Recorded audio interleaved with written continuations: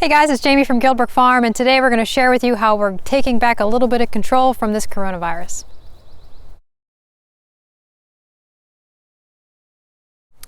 With the coronavirus circulating the globe, a lot of people are feeling scared and powerless, waiting for their jobs to resume, for schools to open back up, and for grocery stores to be restocked. We don't know how long this crisis is going to last, and it may seem that things are out of your control, but there is something you can do. You can start a victory garden. Victory gardens, also known as war gardens, were food plots planted by Americans, British, and Canadians and other countries to boost morale and to help supplement the food rations during World War I and World War II. Government agencies such as the National War Garden Commission encouraged civilians to contribute to the war effort by planting, harvesting, and storing their own fruits and vegetables. Citizens of all ages, including school children, were encouraged to utilize all idle land to produce food that not only directed in the war effort, but also boosted morale by empowering those on the home front. During World War I, the U.S. alone cultivated over 5.2 million home gardens and produced over 1.45 million quarts of food. In World War II, the number of gardens jumped to over 20 million and produced over 8 million tons of food, or over 40% of the food supply. In this time of uncertainty, we are encouraging everyone to pull together and to put in a garden this year. If you have some space in your yard that gets some sun, dig up some land and put in your garden this year. If you don't have yard space to dig up, you can do bucket gardens. If you have a porch, you can do a planter on your porch and put in some lettuce or some radishes. If you don't have a porch, if you have indoor space, you can get some grow lights and grow some lettuce and stuff indoors. And if you can't afford grow lights or don't have grow lights, you can even get yourself some sprouts and grow those in a jar on a windowsill in your kitchen. And if you don't eat a lot of vegetables, or you don't need all of the food that you produce, there are definitely other families out there that could utilize that. It's during this time that we really need to pull together as a community, even if we can't physically be near each other.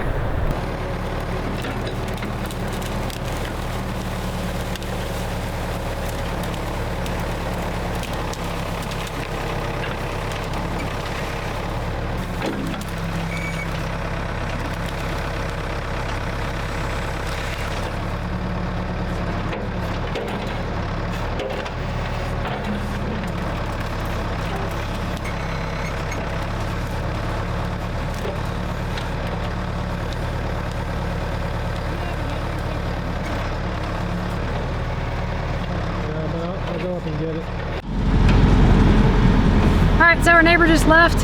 He widened up the garden a little bit, got some of these big clumps of dirt out, and we pulled out a few roots, and now we're going to go ahead and mark off the area. We're going to see how much width we have, see if we have 25 feet or 20 feet or whatever it is, and what our length is, if it's 50 feet. We'll get this all marked out, and then hopefully we'll get the tiller over here and get this tilled up, and then we got to put the fence up.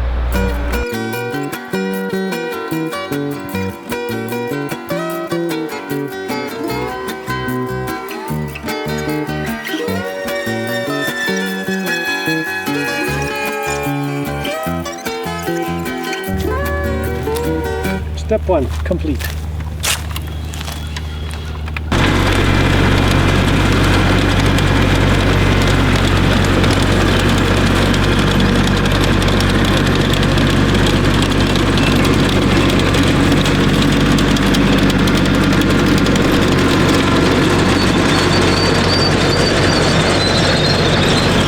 So one of our friends has a PTO-driven tiller on the back of his tractor, and he's come over to do our garden, and I know he did one of the other neighbors' gardens as well, and boy, this saves a lot of work from using a hand tiller.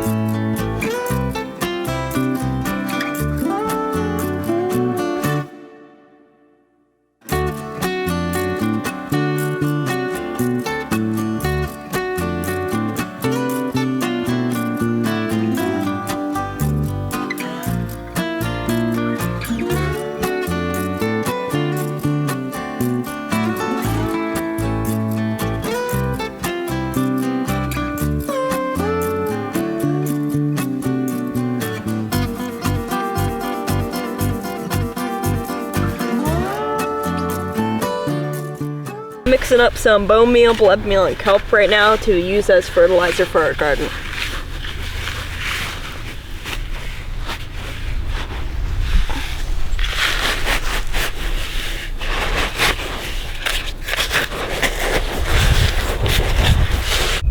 All right, so we got our garden plowed, and our total length ended up being 55 feet by 25 feet wide. And I put flags in to delineate the beds that I'm making. And the beds are gonna be 3 feet wide and 25 feet long, and I have 1 foot pathways in between. So what I'm doing here is I'm digging the pathways. And these 1 foot pathways will also double as a pathway for water to exit the garden, so we don't have a lot of flooding in here and it doesn't water down our beds. I have Marina putting on fertilizer, and she's kind of raking that in a little bit on the beds, and then the next step is going to be to put down some landscape cloth. This is something I haven't done before. I've done mulch in the garden before, and that compacted it too hard for me. And I've also tried straw in the garden, and that tend to draw a lot of voles. But again, things are a little bit different in south than it is up north, and it is out west and east. So we're going to try and do landscape cloth here. And so we're going to see us cutting that and putting that in, and we're going to see if that works. All right, so now it's time to measure out our landscape cloth. We have 14 beds that are 25 feet long, 3 feet wide. The landscape cloth we have here is by Sunbelt woven ground cover. It's actually not cloth, it's a plastic actually. And we are going to roll this out, get us 14 beds worth, and then we're going to use the leftover to create paths.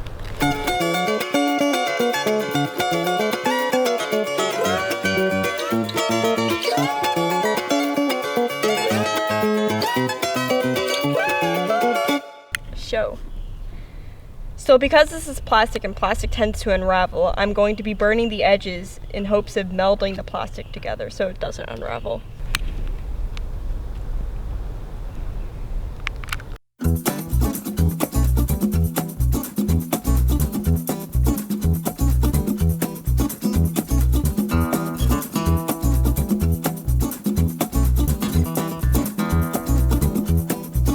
Okay, so what we're doing now is we're creating the pathways, and these are going to be this 3 foot wide landscape cloth cut in half. So we're going to use those in the pathways, and then the whole complete 3 foot one on the top. You'll see.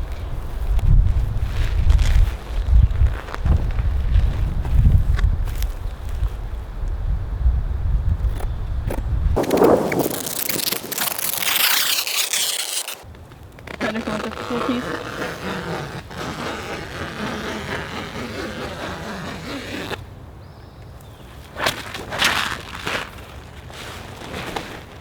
All right, now we need to pin these in the garden. Okay. All right, so here's one of our ripped landscape cloth pads, and Marina's got landscape pins that we're going to use to pin it in place.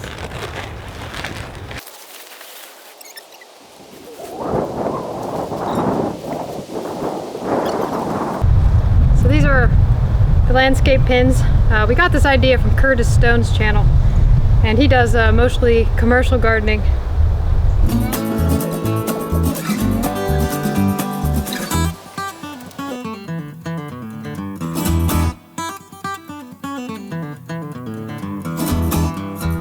All right, we have all the pathways covered except for the last one, and I think I'm going to do something different on this last one for potatoes. And now we're going to cover the actual beds.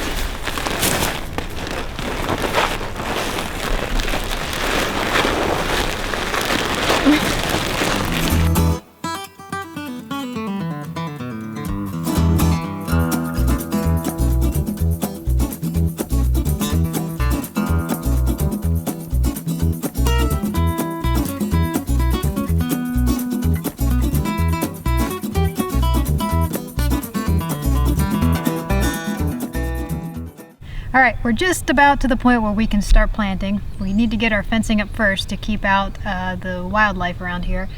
But the question becomes, what do we plant and where do we plant it? Well, during World War I and World War II, for the Victory Gardens, the foods that they planted were typically high energy foods that had like really dense nutrients. So you're talking turnips, beets, collard greens, spinach. These are the type of things that they put into their gardens, and we're going to be planting pretty much the same thing. Now, I use an app called GrowVeg to plan out my garden.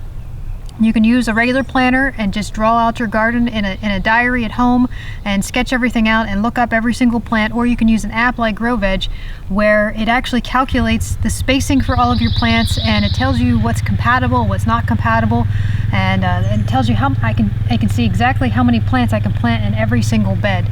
And having an app like this really does help, especially year over year, because you can see what you planted the year before. It saves your information, and then you don't plant the same thing in the same spot the following year. So we have a couple spring vegetables that need to go in the ground. I have 2 more boxes up at the house. These guys are starting to get root bound, so we need to get them in the ground. So we're going to get this fence up, and then we're going to start getting holes in these tarps.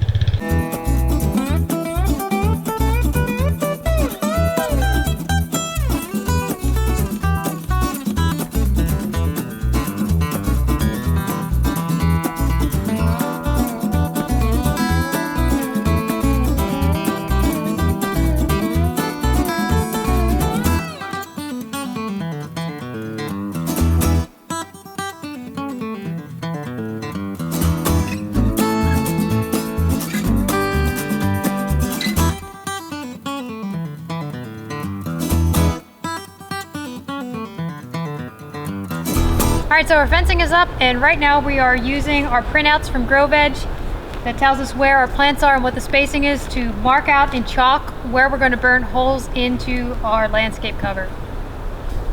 I'm marking 16 inches for Swiss chard.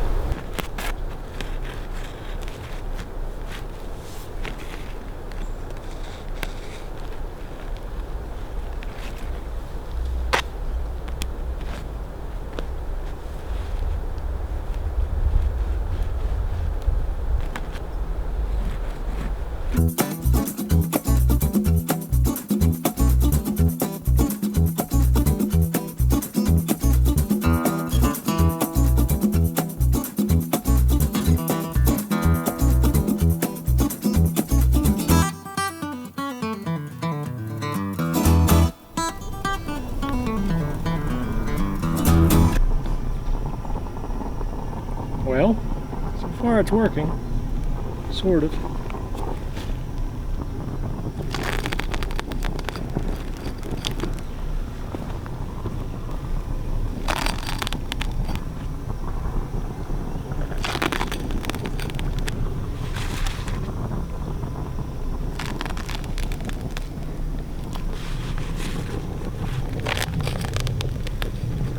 Kind of burns it and cauterizes it so it doesn't fray. Tomato soup can on the end of a weed burning torch. Pretty cool. Okay, so we have a weed burning torch, like a regular propane torch. I put a piece of spring around the end, cut a hole in the end of a tomato soup can, and it's kind of a little burner template thing. So we can cut holes, and it kind of cauterizes the plastic to prevent it from fraying as you burn a hole.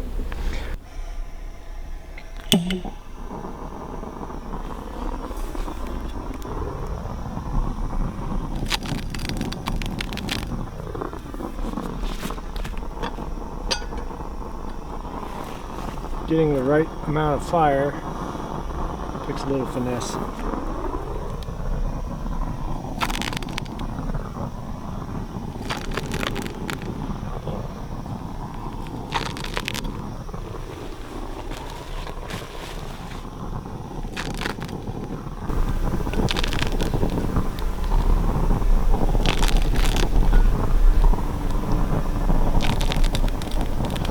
It's like a little cookie cutter.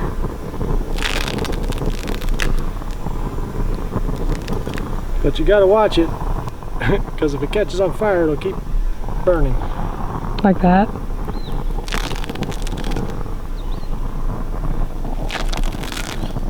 Yeah, you gotta have the flame just right, and it takes a little practice, but once you get it, it goes pretty good.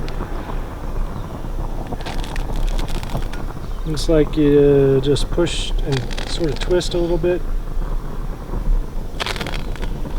Makes a nice little hole.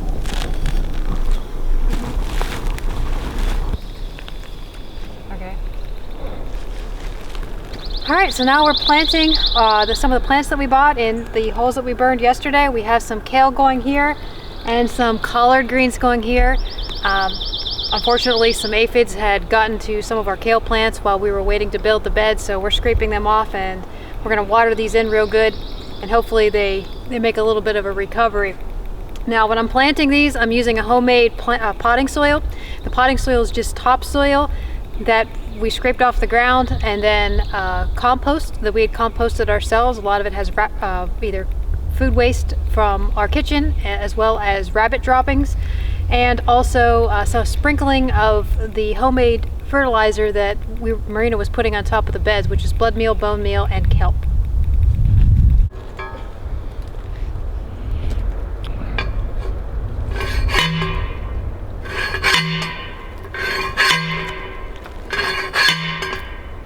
Do next. So Marina and I have been hard at work this morning. We got our potato bed laid in. We're growing some purple potatoes and a white potato at the end. This bed's going to be uncovered here. This is going to be carrots. Right now we just have it covered to keep the weeds out. And here we have radishes, beets, and lettuce, a little bit of chard.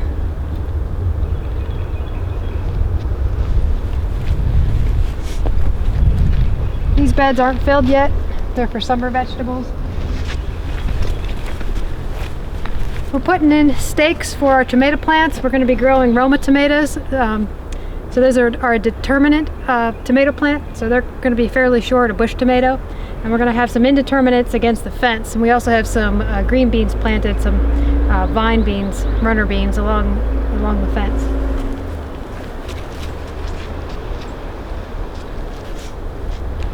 Down here, cabbage, some Swiss chard at the end. Right now we're putting in stakes for pepper plants. These are going to be herbs. There's some spinach down at the end. We have some cabbage in here, Swiss chard at the end, kale, and collards.